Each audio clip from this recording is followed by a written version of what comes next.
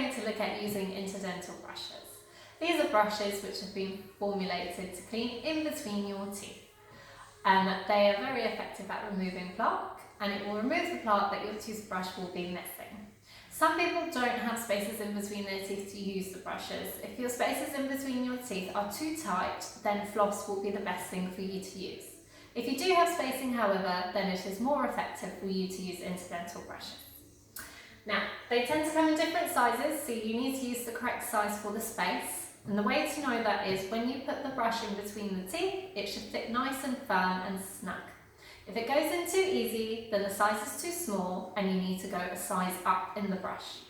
You should not, however, try and force the brush into a gap. If that is the case, then you need to go down in size. So it needs to go in nice and snug, but do not force the brush in between the space. It tends to come upright, and it's easier if you bend the brush at a right angle. It often comes with a cover, which you can put at the end of the brush to extend it so it's longer and much easier to use, especially when you come towards the back of the mouth. I'm just going to demonstrate how to use this on a mouth model.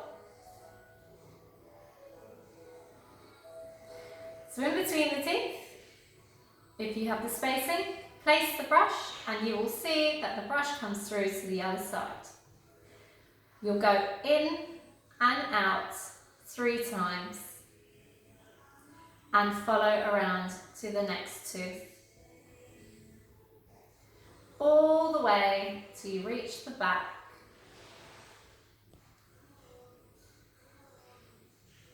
And that's with the upper and with the lower. These brushes can be reused. Just rinse them off. They can be reused 3 or 4 days, and then you can just use another one thereafter once the filament starts to get worn out.